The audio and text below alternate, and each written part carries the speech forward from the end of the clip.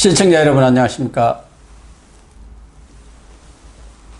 5월 22일 시사정담 시작하겠습니다. 시청자 여러분, 정의기억연대가 윤미향 당선자를 감싸기 위해서 여성계 원로들의 이름까지 도용해서 초기 정대협 선배들의 입장문이라는 것을 발표한 것으로 드러났습니다. 또한 지난 19일 이용수 할머니와 윤 당선자가 만난 것도 기획된 화해쇼로 밝혀졌습니다. 이진공 교수님 나오셨습니다. 이 교수님, 예. 지금 지난번에 윤정옥, 이효재 전 이화여대 명예교수들입니다.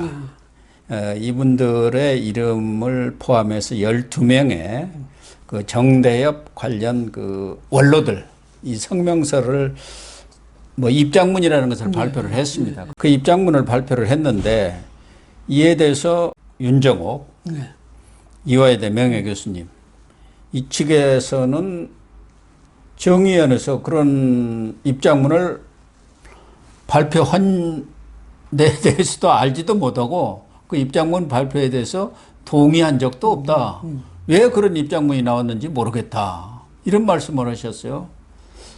예, 그 뭐 또 이효재 명예교수도 그 측근이라는 사람이 예. 같은 이야기를 했는데 두 분 다 뭐 윤정옥 명예교수는 말하자면 이 정대협을 만든 창설한 분이고 초대 대표를 지내신 분 아닙니까? 또 이효재 교수는 워낙 뭐 여성운동의 대부격 아닙니까? 그런데 짐작컨대 이제 이분들이 처음에 이런 운동할 때 정말 순수하게 그렇게 해서 이제 운동을 해가지고 많은 호응도 받고 이랬는데 이제 윤미향 씨는 마음 초기에는 저 밑에 간사인가 뭐 해만슨 그렇죠. 간사로 시작을 했죠. 28살부터 시작을 그렇게 했다니까요. 했으니까 그때는 뭐 젊은 시절에 좀 혹시라든지 사명감 같은 거 갖고 있었을지 모르는데 한참 하다 보니까 어디에 제가 생각할 때는 그래. 인간적인 약점이 뭐냐면 자꾸 이제 돈이 들어오니까 그게 문제가 생긴 겁니다. 그럼 이제 이 뭐 윤정옥이나 또 이효재 이분들은 또 학자적인 그게 있잖아요. 또 자부심도 있고. 그렇죠. 또 뭐 이런 게 있으니까 그런데 이 양반은 말하자면 우리가 말하자면 테크노크래트야. 그렇죠?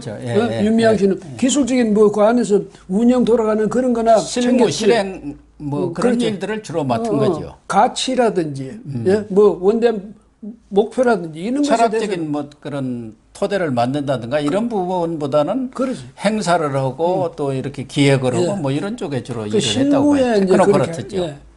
실무에 그렇게 하다 보니까 맨날 이제 비용을 이제 다뤘을 거 아니에요. 그렇죠. 이러다 보니까 생각이 약간 잘못 나간 게 아닌가 이런 생각이 드는데 왜냐하면 꽤만 자꾸 늘어가지고 이번에도 이렇게 하면 아니 무슨 저 입장문을 발표할 때 물론 입장문을 발표할 때 저 기초하는 사람이 있겠지만은 그러나 그에 대해서 일일이 서로 논의를 하고 또 의견을 들어서 기초를 해야지.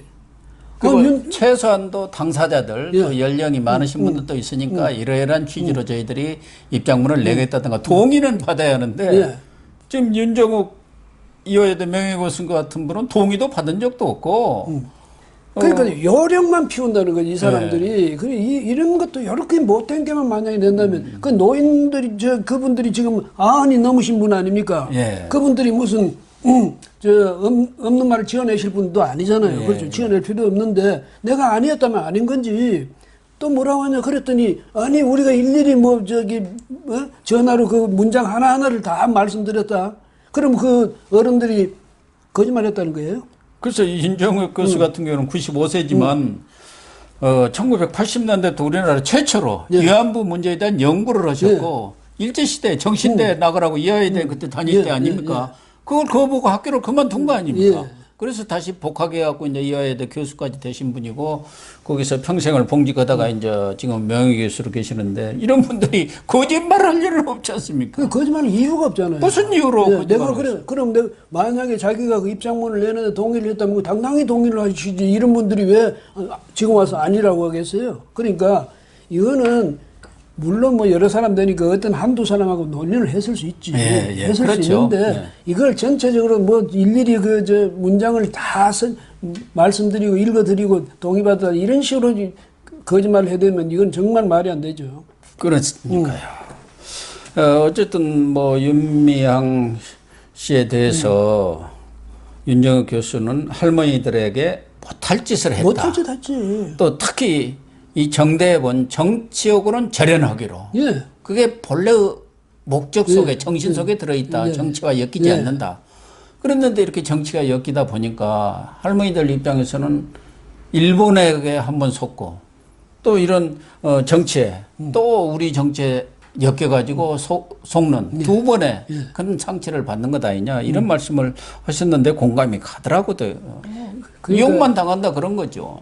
예, 이분들도 그렇고. 그러니까 이제는 이제 아주 연로하시니까 여기서 아마 윤미향 씨가 그렇다고 그 윤정호 교수님이나 뭐 이효재 교수님 같은 분들 그 초계 멤버들 따뜻하게 참 뭐 아주 깍듯하게 모신 것 같지도 않고 왜 그런 말이 하느냐면 그 이번에 무슨 뭐 저 안성 쉼터 만들 때 뭐 아주 그럴듯하게 계획서를 만들었더구만요. 만들어 했다며. 그리고 하나도 안 지켰다면서요. 할머니들 병원에 모시고 뭐 심리 치료도 하고 뭐 다 해가지고 한다고 뭐 몇천만 원 또 타냈는데 하나도 안 지키고 없었다는 거예요. 그 할머니들이 뭐 거기를 1년에 한두 번 뭐 다니다가 그 최근에는 아예 가지도 않았다. 사진 찍으러 갔겠지. 사진 찍으러. 예. 그러니까 이런 짓들을 했다고요. 이런 짓 했으니까 설령 말이지 이번에 돈에서 뭐 자기들이 자기들 말대로 뭐 돈을 오기를 했다든지 뭐 그렇게 했다 치더라도 그런 이제 행태 그 자체만으로도 용서할 수 없는 거죠. 그러니까 이용수 할머니가 속을 만큼 속았고 이용만 당했다. 이런 말씀을 오직 섭섭했으면 그렇게 얘기를 했겠습니까? 또 하나는 그 이효재 명예교수죠. 이분도 윤미향 부정을 덮는데 그 교수 측 이제 그 제자들이 있지 않습니까? 이 여성계 대원로 이런 사람들 이름을 갖다 쓰지 말라. 이렇게 또 얘기를 했더라고요. 그게 그 어른들을 정말 자기가 옛날에 모시면서 같이 운동을 하면서 정말 그분들을 존중하고 존경하고 이랬다면 이번에 이런 사태 같은 경우 우선 가서 죄송합니다. 그 이름에 명예에 누를 끼쳐서 정말 좀 이래야 되잖아. 당장 꿰매는 게 맞아요. 그분들 저 이름 빌려가지고 뭐 정의연이 이렇게 해왔고 정대협이 이렇게 활동해왔다는 그걸 이야기하는 게 뭐겠습니까? 자기 이미지 업 시키려고 그러는 거 아닙니까? 뻔하죠. 그런데 그렇죠. 의도가 뻔한 짓을 이 사람들 머리를 쓰는 거 보면 못된 머리를 쓸 때는 장깨만 되는 거예요. 그게. 예? 그러니까 이 돈 문제도 윤정욱 교수도 얘기한 게 그거 아닙니까? 결국은 돈 때문에 문제가 터져 나온 것이다. 당초는 이런 모금이라든가 이런 걸 생각지도 안 했고 순수한 의미에서 이런 연구도 하고 수요 집회도 갖는 그런 거였는데 제일 처음에 모금왕을 갖다 놓은 게 윤미향이라는 거 아닙니까? 그러다 보면 이제 돈이 들어오게 될 수밖에 없잖아요. 그러나 뭐 윤미향 씨 입장에서는 간사라든가 사무국장, 사무총장을 맡다 보면은 여러 가지 뭐 들어갈 돈들이 많이 있었을 거예요. 그러다 보니까 이제 모금을 해야겠다. 또 자연스럽게 이제 성금을 보내는 사람도 있고 뭐 기부금을 내는 사람도 있었지 않겠습니까? 그런데 이제 거기에서 욕심이 동원 것 아닌가 하는 생각이 들어요. 돈이 많이 들어오다 보니까 결국 이제 할머니들을 여기저기 모시고 다니면서 모금을 하고 행사를 하고 그리고 그 돈들을 이제 정확하게 회계를 하고 그랬더라면 문제가 없는데 그냥 공사를 철저히 구분하지 못한 거 이런 것들이 많았던 것 같아요. 그러니까 윤미향 씨는 정대협을 맡아서 이사장하고 또 정의연도 만들어 또 이사장하고 이렇게 하다 보니까 이제 뭐가 있었냐면 전번에도 우리가 했지만은 2016년에 1,600만 원밖에 안 되던 정부 보조금이 2017년 되면 1억 5천으로 늘어나잖아요. 예, 그렇죠. 그다음에 한 10배 늘었어요. 그다음에 4억으로 늘고 뭐 7억으로 늘고 이래 됐거든.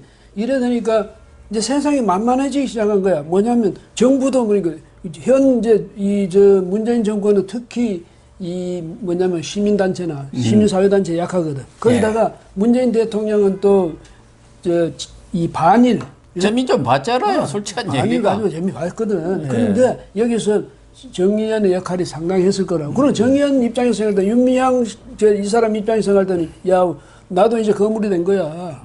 그러니까 겁이 없어지는 거죠. 겁이 없어지니까 그런데 하는 짓은 요 쫌생이 짓이야. 뭐냐면 아니 수요집회 나오는 어린애들 말이죠. 예. 초등학교 애들, 중학교 애들, 고등학교 애들 얘들한테까지 모금을 받았다는 거 아니에요. 받아놓고 이쪽에는 저 안 적었대요. 그러니까 왜 안 적었냐?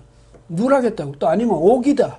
그러니까 누라고 오기 차고 뭐 그러니까 일일이 모든 게 옥이고 모든 게 누락이라면 그럼 그 사람들 쓴 거는 뭐 있어요? 학생들이 배지 있지 않습니까? 그 노란 배지 그런 거 팔고 뭐 또 기념품 팔고 이런 거 다 해서 갖다 드렸는데 그게 영수증도 없고 또 기부금으로 들어왔다는 얘기도 없다는 거예요. 그게 학생들이 그렇게 모아서 4천만 원, 뭐 1,100만 원 이렇게들 가져온 돈들도 있더라고요. 그럼 다 영수증을 써주고 그래야지. 또 그게 기부금으로 들어왔다는 걸 써야 할 거 아닙니까? 그 공시도 해야 되는데 공시도 전부 제로로 돼 있다는 것 아니에요. 기부금 공시난에도. 또 사회기업이라고 있습니다. 이제 진짜 위안부 할머니들 그 기념 배지라든가 뭐 여러 기념품을 파는 거기서도 6억 원을 기부를 했는데 실제로 기장이 된 것은 1억 분이 안 된다는 거예요. 그 5억을 어디로 갔냐? 육자하고 일자하고 착각을 했다는 거지.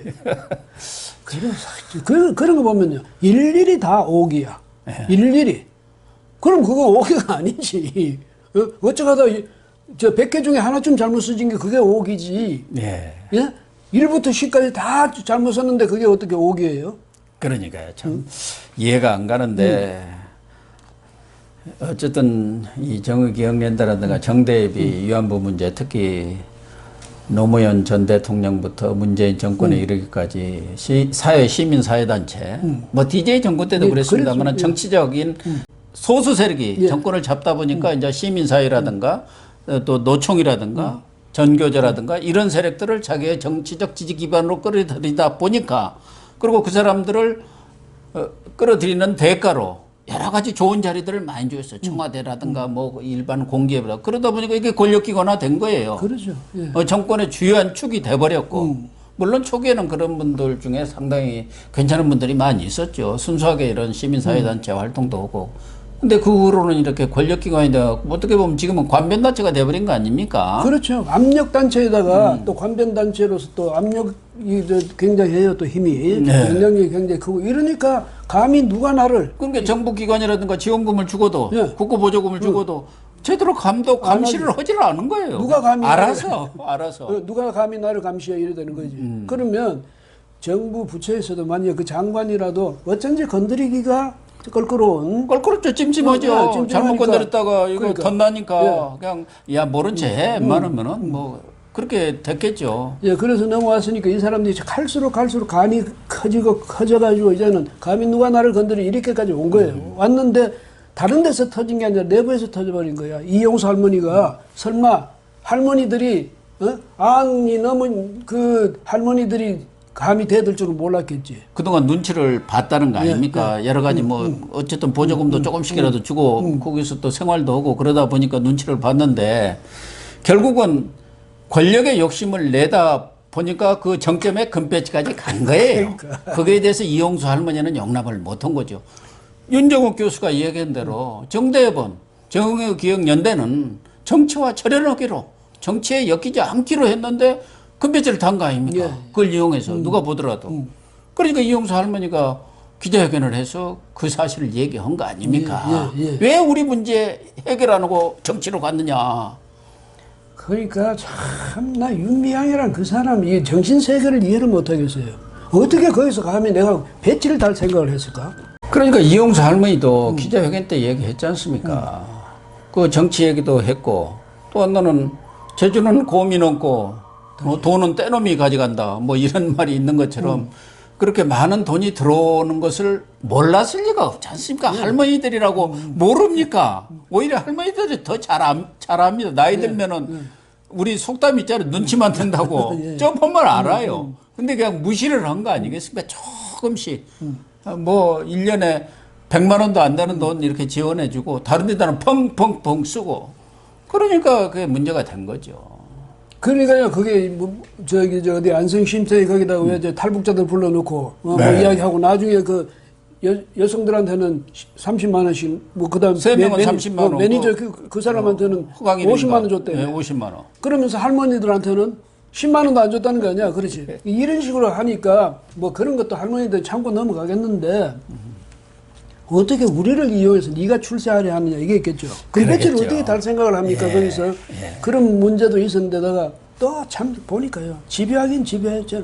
그 이용수 할머니 그 있는데 거기다가 기습적으로 쳐들어갔다면서. 그러니까 그것도 우리들은 이제 이용수 할머니하고 연락이 돼서 한번 만난 모양이구나. 또 윤 당선자 입장에서는 뭐 여러 경로를 통해서 만나려고 했지 않겠습니까? 근데 이용수 할머니도 그 기자회견 이후로 여러 군데서 시달리겠죠. 뭐 언론사로부터도 전화, 그러니까 절로 다니고 어디 호텔 같은 데 이렇게 조용히 계시고 그랬단 말이에요.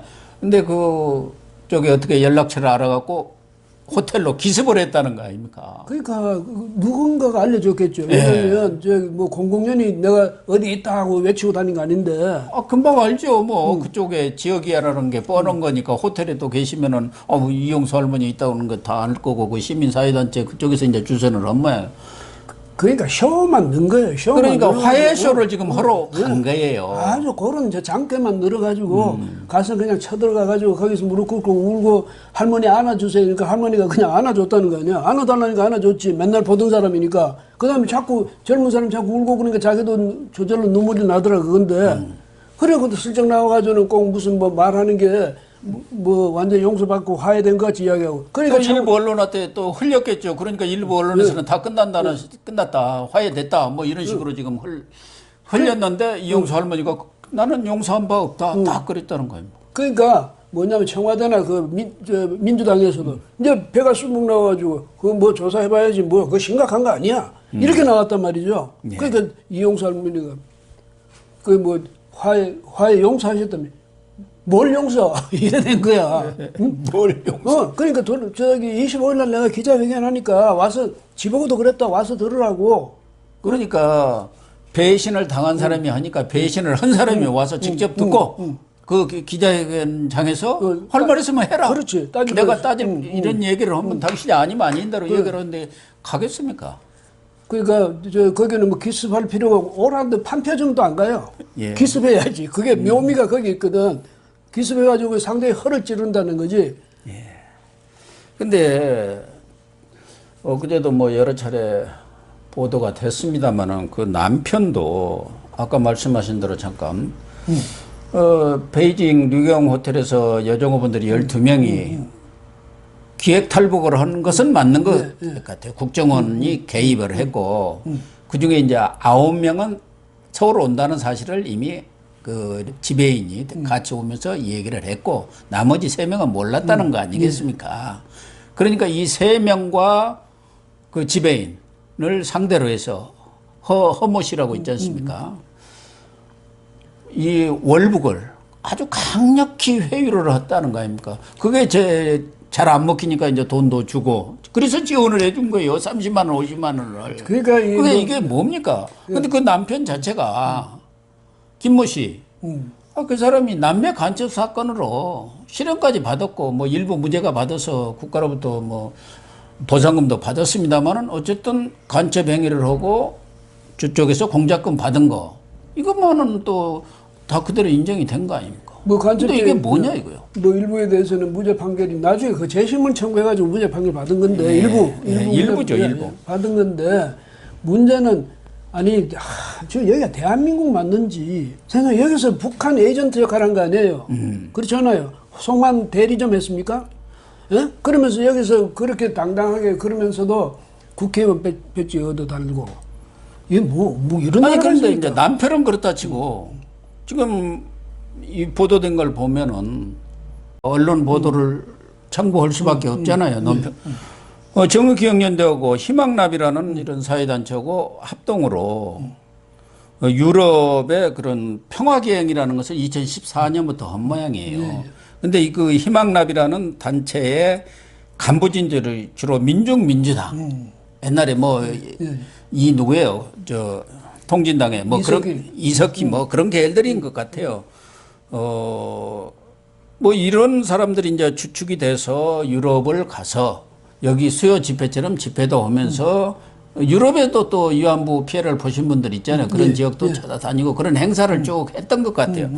그래갖고 길어놓 할머니 이분도 이제 한 두어 차례 같이 갔고 이분을 간다고 하고 또 무슨 개인 계좌로 돈도 뭐 여행비를 받기도 했는데 간 것까지는 좋은데 지금 흘러나온 얘기는 갔더니 북한 쪽에 뭐 기밀을 누스러운 그런 간첩 행위한 사람들이 나와서 뭐 연설을 하고 의식화 교육을 하더라. 그 얘기예요.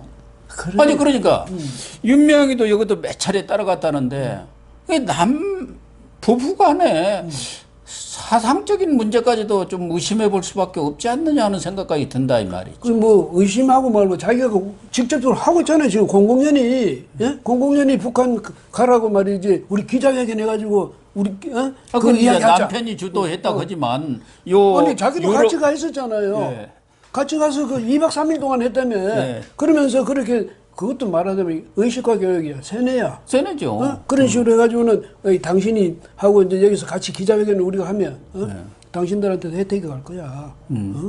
이런 식으로 해가지고 이게야말로 북한 대리점이지.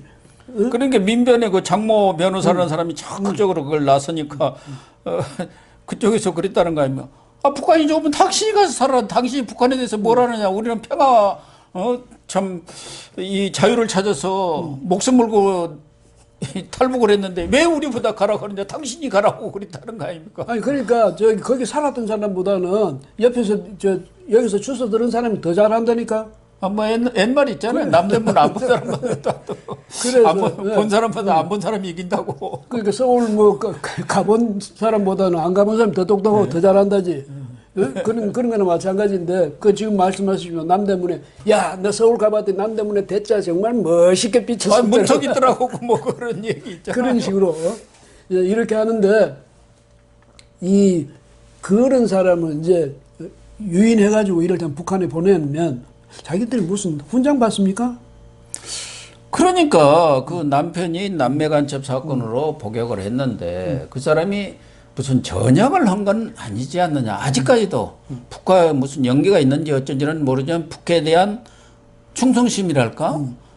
뭐 일편단심이랄까? 이런 것들이 마음속에 있으니까 그런 일을 했다고 해석하는 거에 달리 뭐 방법이 없지 않습니까? 그럼 딸을 말이죠. 딸을 미국 뭐 캘리포니아 거기 보내지 말고 평양 보냈어야지. 김일성대학에? 예. 왜 그건 안 하나?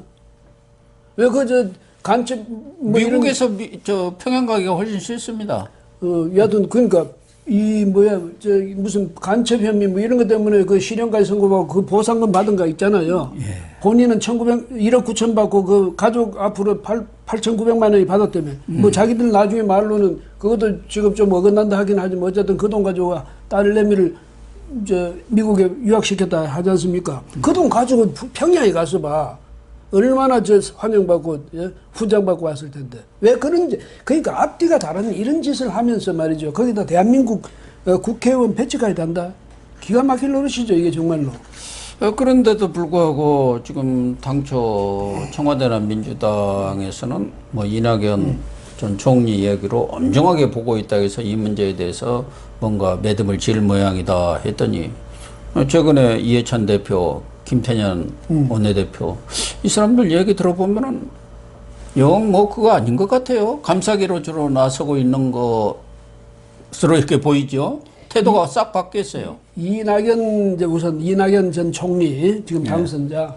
이분은 허당이야. 왜 허당이냐? 저는 우리 여기서 이야기했잖아요. 누구야? 강경하고 누구야?